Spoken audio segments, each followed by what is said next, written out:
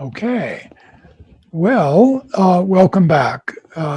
This afternoon, we're going to talk about false systems of health promotion. And let's start with a word of prayer. Heavenly Father, help us to recognize error and help us to differentiate it from truth. And as we become health evangelists, may we always be able to clearly distinguish between truth and error. And may this lecture this afternoon help us to that end. In Jesus' name, amen.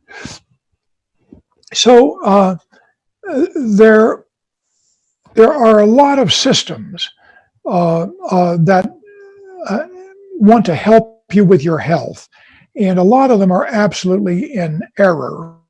And a lot of them don't have a good basis to them. Colossians says, see to it that no one takes you captive through hollow and deceptive philosophy, which depends on human tradition and the basic principles of this world rather than on Christ.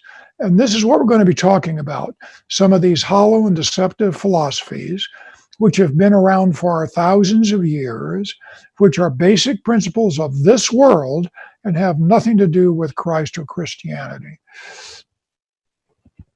Through the agency of evil spirits, strange gods were introduced. And because of transgression, the chosen people were finally scattered from the land of promise. And it's because they latched onto these evil spirits and strange gods. This history, Satan is striving to repeat in our day. God is leading his people out from the abominations of the world that they may keep his law. And because of this, the rage of Satan knows no bounds. And so what we're going to be looking at is some of these abominations of the world that have nothing to do with truth, nothing to do with health, nothing to do with evangelism. And we need to be able to recognize these and to get rid of them. Don't lose heaven. The land of promise is just before us, and Satan is determined to destroy the people of God and cut them off from their inheritance. The admonition to watch and pray, lest you enter into temptation, was never more needed than now. And as health evangelists, we need to pray that we'll have discernment so that when there is some error mixed with truth, that we're quick to recognize the error and to cut it off. We're going to look at some of the abominations of the world. We're going to look just a bit at one of the pagan stories of creation. At first, there was chaos, and from it, pure light collected itself and moved to create the sky. The darkness remaining moved and from itself formed the earth.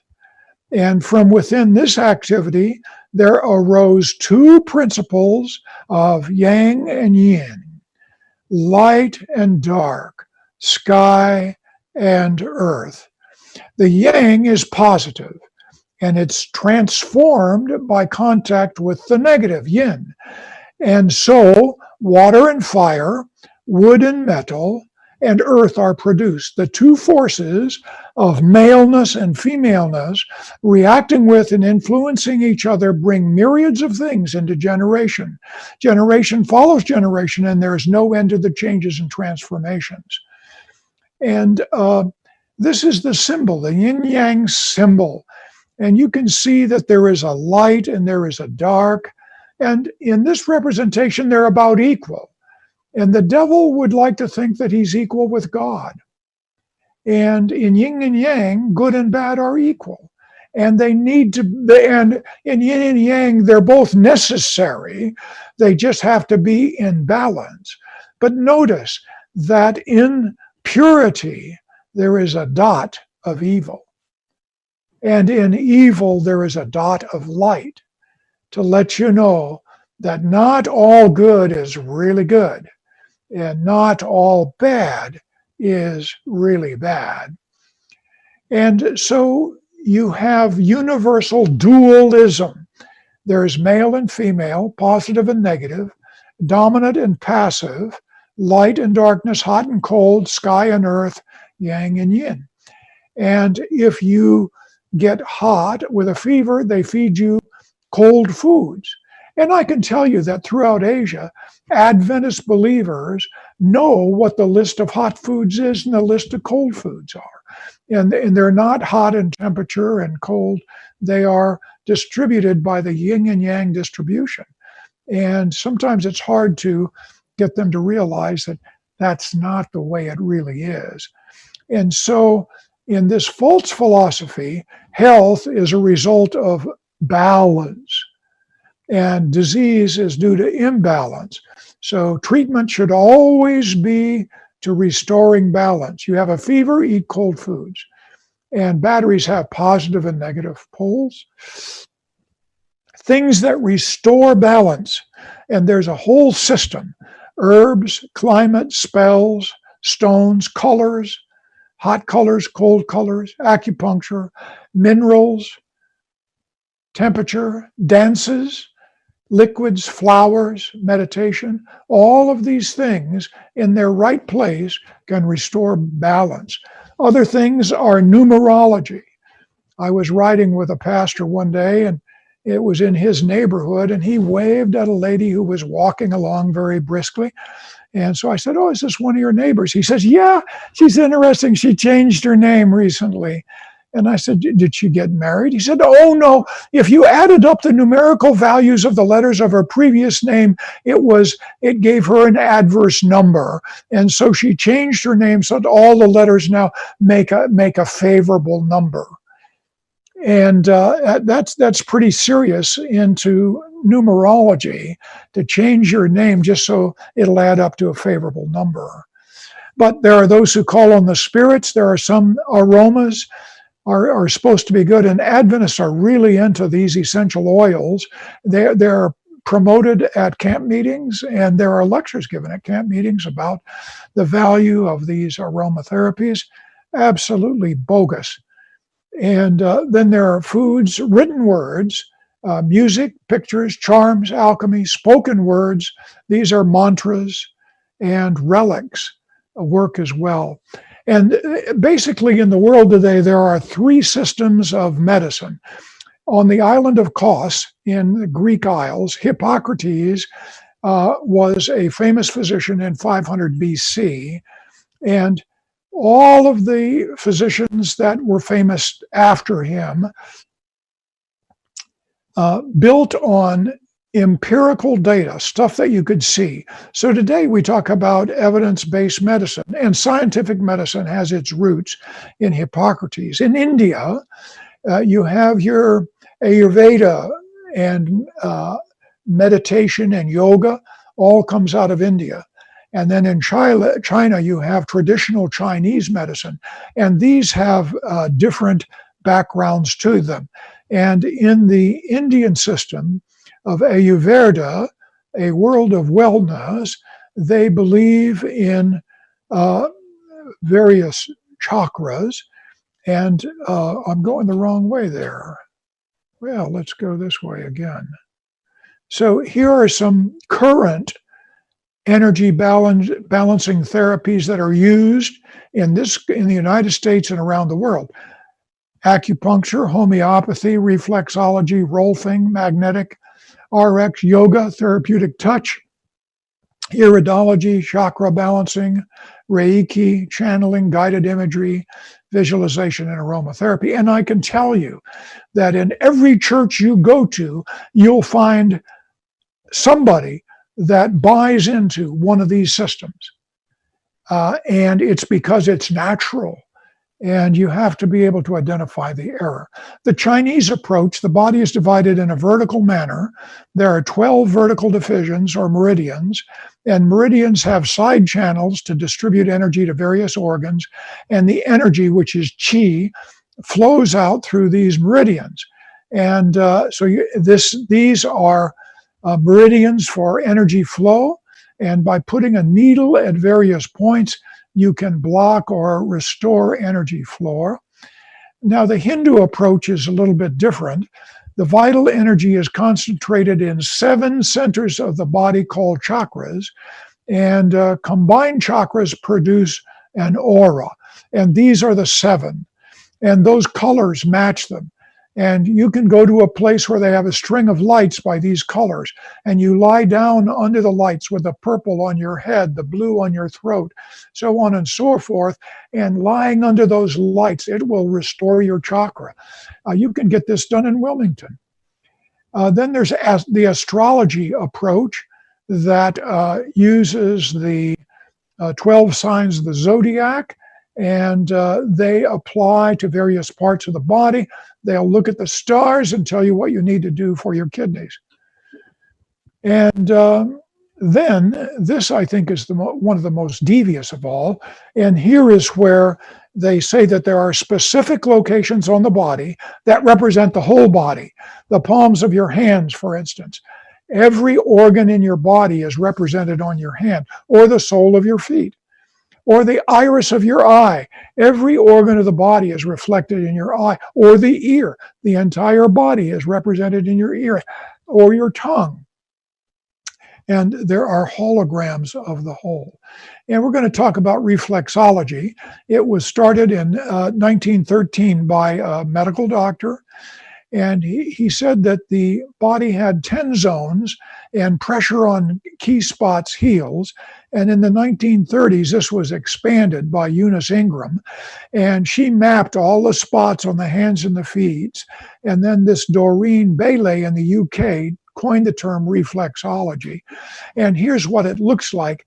On the soles of your feet, you see on your second and third toes, you have eyes, and then you have your ear, then you have your lung under your third and fourth toes, your heart is underneath your fifth toe on the left side, but on the right side, under the fifth toe, you have your liver, then you have your right and left kidney, your spine is kind of divided, your bladder is down near your heel. And so what they can do is, if you're having kidney problems, they will press on that spot and they will be able to restore your kidney to normal health. And this is an example of reflexology. This guy's getting his kidney fixed by reflexology. There are Adventists that do reflexology. A variant on that is acupressure, and they think that the nerve conductions from all organs directly end in your hands and feet.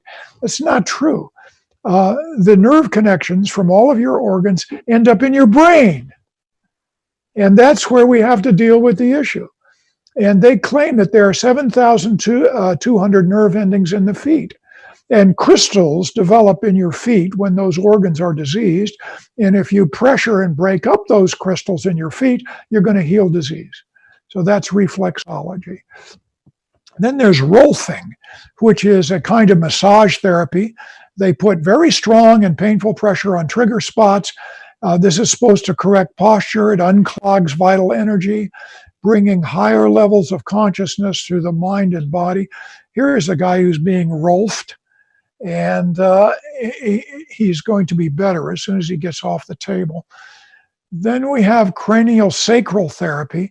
And I'm sorry to tell you that an Adventist preacher and his wife were practicing this in the church and helping people.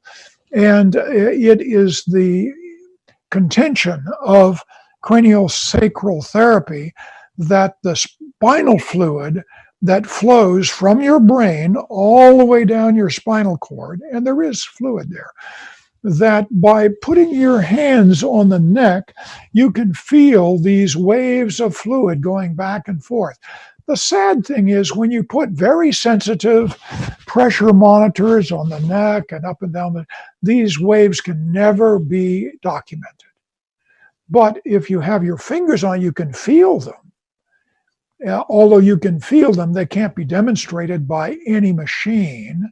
And by putting pressure on the neck and pulling it and bending it a little bit, you can restore normal flow of fluid, and this is going to cure you, and it'll take care of your problems. Here is cranial sacral therapy being administered, and it's just so sad to think that an Adventist minister and his wife would fall for this.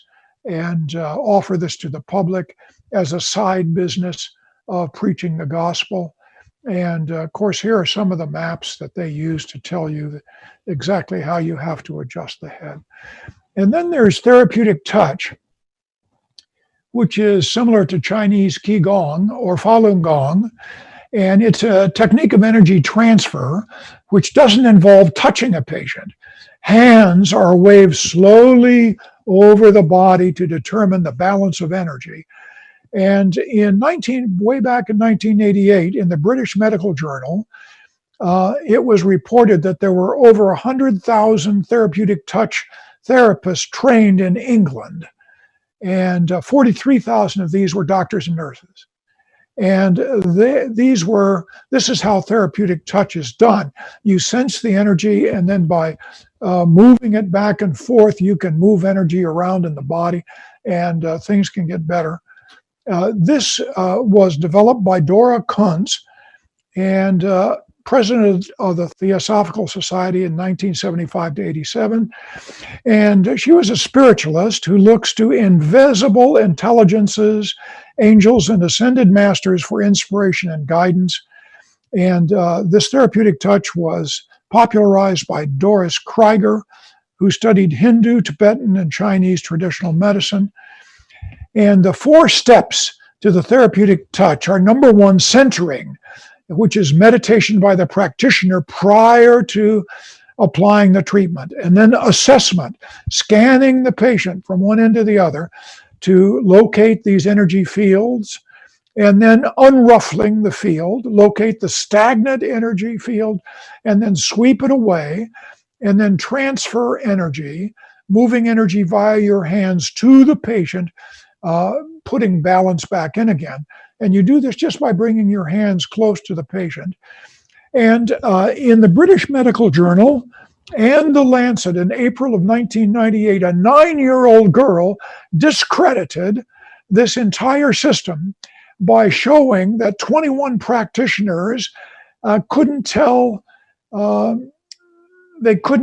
anything about any aura or energy fields.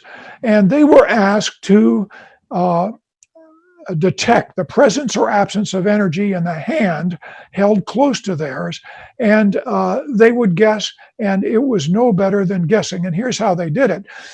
They had a screen, and the therapist would put her hand through, and then the 9-year-old did this study, very good study, and would hold her hand over and say, do you feel any energy?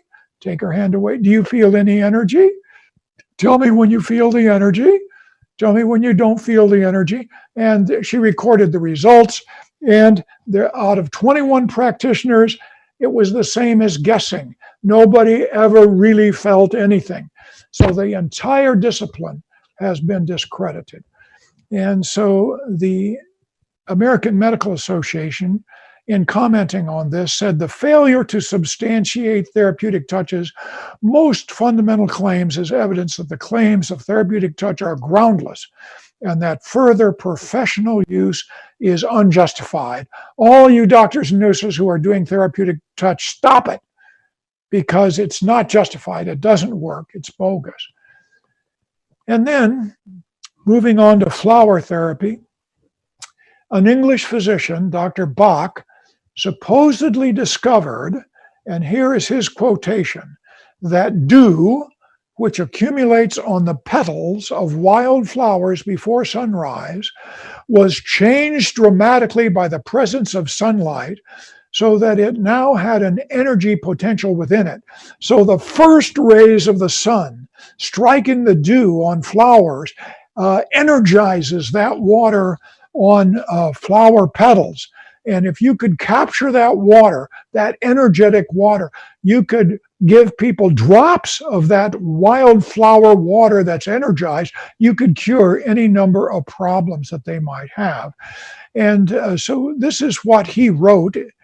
He said, each plant's dew had a quality of its own, a type of energy absorbed into the dew that could be used as a specific remedy. These could be applied to correct imbalances in the astral and mental auras of man.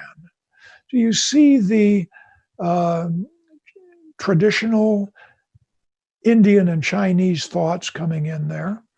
And so this is how you prepare for flower therapy. You can actually pick petals, put them in water to begin with, and then put that bowl in the early morning sunlight, and then that water will be energized from the petals. Flower essences are prepared by placing petals in water in sunlight, and then the flower essences are administered a few drops on the tongue over time. And Dr. Bach developed 38 different essences that he sold. But now, with the expansion of this concept, there are now over 500 different flower essences that are available today that you can buy and put a few drops on your tongue to fix psoriasis, fix gallstones, fix your bunions, whatever.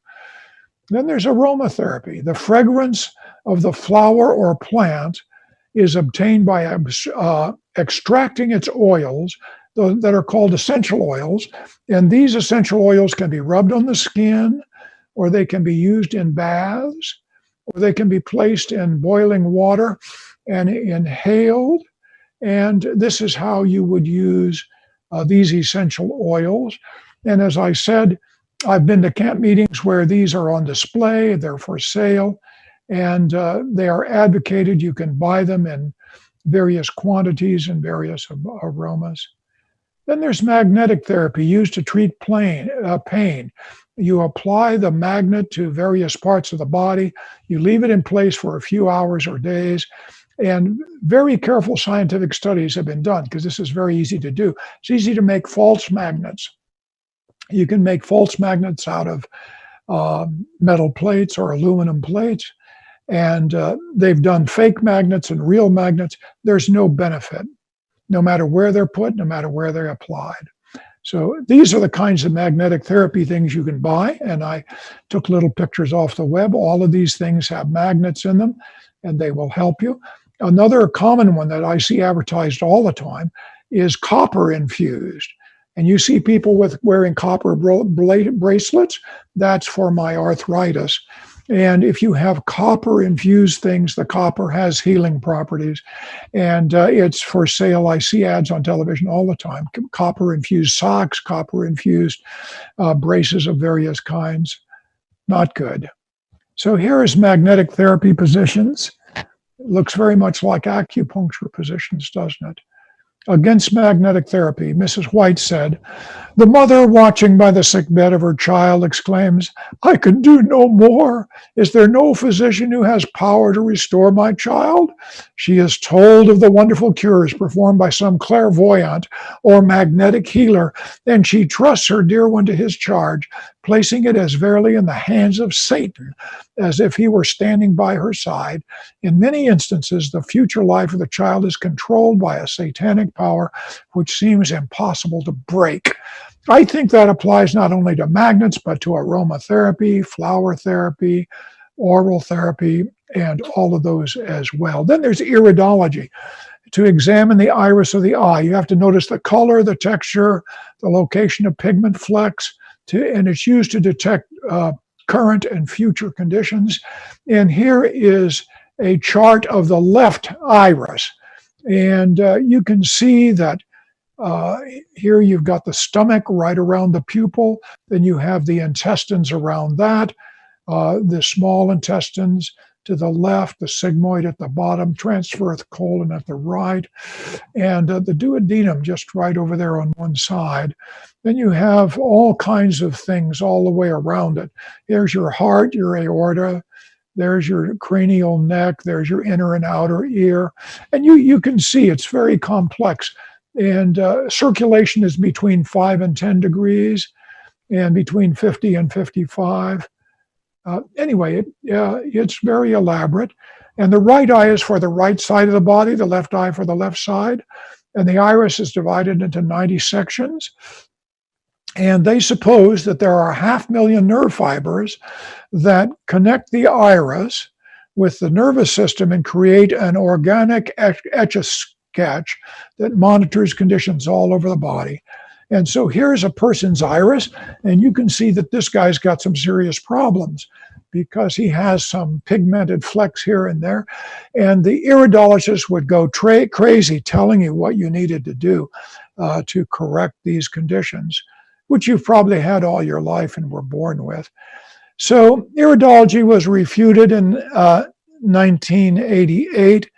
They got 5 leading Dutch iridologists, and each of them was given a stereo color slide of the right iris of 78 people. Half of them had gallbladder disease, and half of them had normal gallbladders. And they were to look at the iris and to decide which half had gallbladder disease and which half was normal.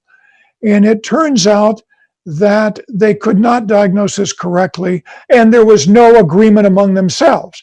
So one iridologist conflicted with another iridologist, and nobody was right, and the right and wrong was 50% all the way through.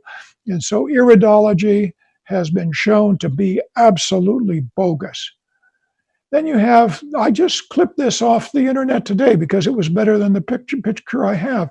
Here's a very present young lady that's in a yoga pose, and she's got a handful of crystals. And she has guided crystal healing meditation, Love and Light School of Crystal Therapy. And so this is how you apply these various crystals. They need to be balanced on each side, and the energy in the crystals will restore your balance, and you'll be devil possessed for the rest of your life. And this is just terrible. Here's another example of crystal therapy. And then there are other practices. Chiropractic has its basis in manipulation. Unfortunately, it's fully reimbursed by insurance companies today and is considered almost a mainstream medical practice. And I can tell you that my association with chiropractics has been uniformly negative. I have had patients who had cancer in their bone and went to the chiropractor with bone pain. The chiropractor took x-rays and did not respond to therapy. And they brought the x-rays to me, and I said, oh, well, there's cancer right there in your bone. I can see it. That bone's about to break. And why a chiropractor can't recognize bone in his or her own x-rays, I don't know. But whenever I have had patients that have come to me who've been to a chiropractor, I have uniformly had negative experience. They don't know what they're doing. They have their own system, and you can get a good back rub from a chiropractor, maybe as good as a physical therapist. But beyond that, I wouldn't go there for any other medical condition. Then you have hypnosis, divination, homeotherapy, and homeopathic therapy. Oh, I hate to, maybe I won't mention it, but a prominent figure in one of the Advent-related television programs is a doctor of homeopathy. And as long as this person limits themselves to singing and reading the Bible, I'm okay. But as soon as they start homeopathic mumbo jumbo, they're off base. Then there's acid-based diet therapy, very popular right now. Keto diet is an acid diet. There's not a thing you can do to change your acid-base balance. And then there's raw diet therapy. And I was at a camp meeting, Oklahoma camp meeting, and there was a preacher there who was into the raw diet therapy and felt that, if you didn't have raw stuff, you would be missing because cooking destroys, and you had to have the live plant enzymes.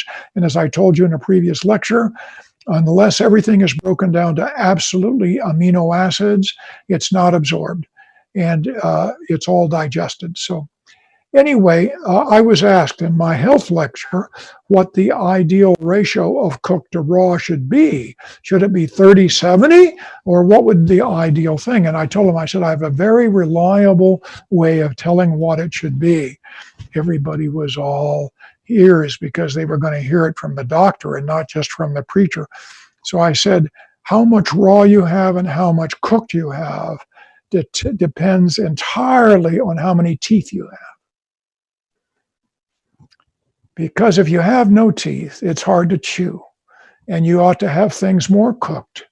And if you got all your teeth, well, then you can have more raw. But there's no ideal balance between the two. Words of warning. Unfortunately, many Christians are not able to discern the healing method has been infiltrated by the enemy.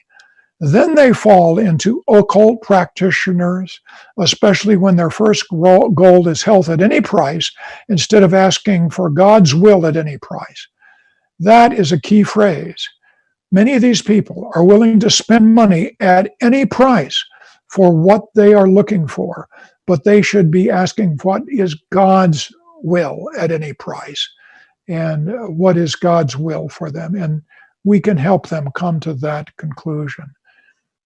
These persons overlook the testimony of the scriptures concerning the wonders wrought by Satan and his agents.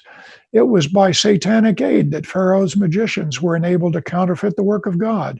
No mere impostatures are here brought to view. Men are deceived by the miracles which Satan's agents have the power to do, not which they pretend to do. So Satan can really, truly do miraculous things. And we need to discern the difference between truth and error. Here are some interesting texts from Deuteronomy that God gave the Egyptians about idols. And God told them, you must burn their idols in the fire. You must not covet the silver or gold that covers them. You must not take it, or it will become a trap to you, for it is detestable to the Lord your God. Do not bring any detestable objects into your home, for then you will be destroyed just like them. You must utterly detest such things, for they are set apart for destruction.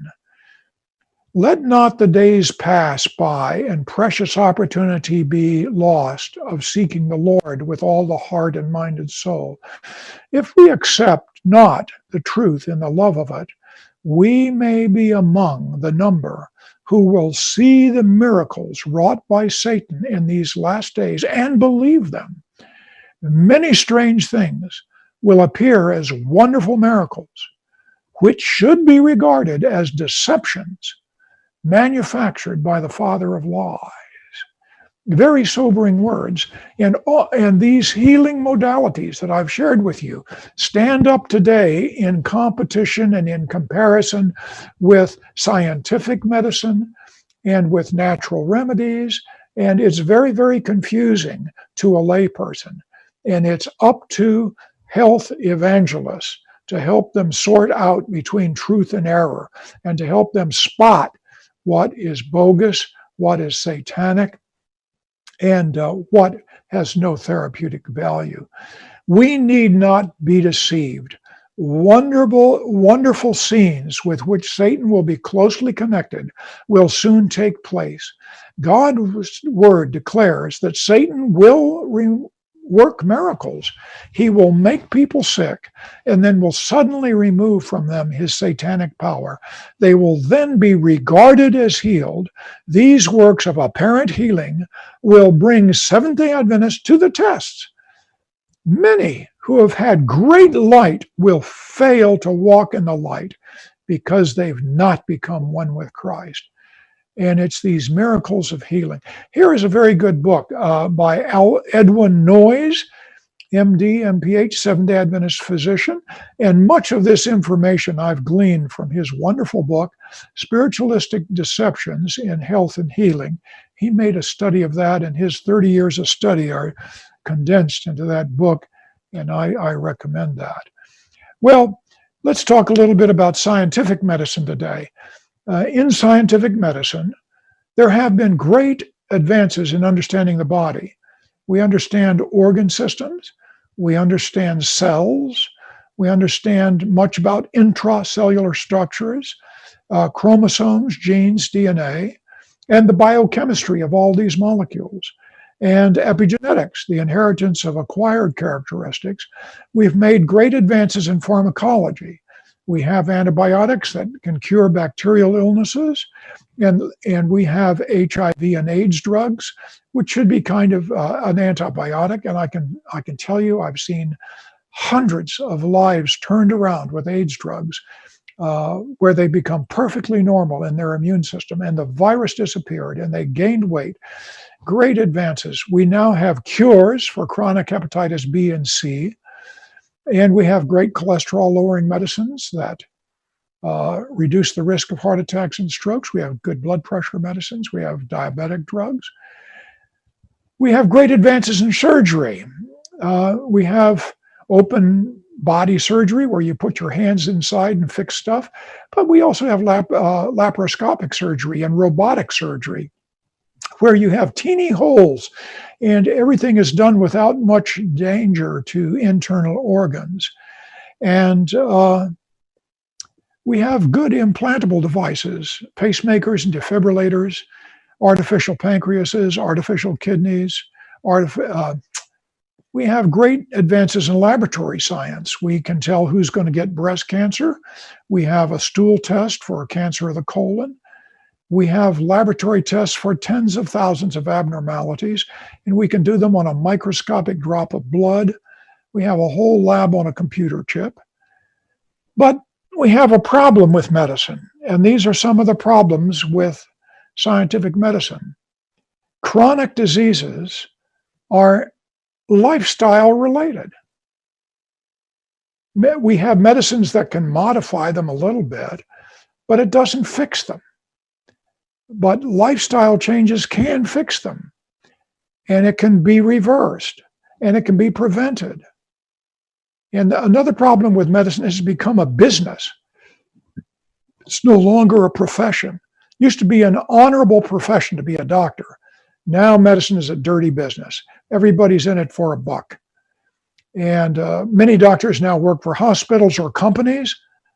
And so they get their paycheck from the hospital. They get it from an insurance plan. Who do they work for? They work for the hospital. They work for the insurance company. And their job is to make money. They don't work for you. I never worked for anybody but myself. And when a patient asks me, how much is this going to cost? I would tell them I do not know, because my receptionist takes care of all of the money. If you can't pay for it, I couldn't care less. Doesn't make any difference. My job is to work to get you better. And my one focus at this moment is you and your health. It's between you and me. Nothing stands between us. And it is a saying that I developed, and I believe it's to be true. To the extent that a doctor thinks about money, he or she is a bad doctor.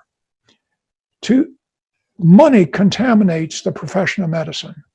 Money contaminates the doctor-patient relationship. And if a doctor is thinking about money, bad doctor. I was on the first floor of Hughley Hospital one evening. I had asked a urologist to see a patient who had prostate issues. And he came and saw the patient, reviewed the test, and said, as soon as you get me $1,000, I'll take care of your prostate. I never asked that doctor to see another patient for me again, because he was working for money. He was not working for the patient.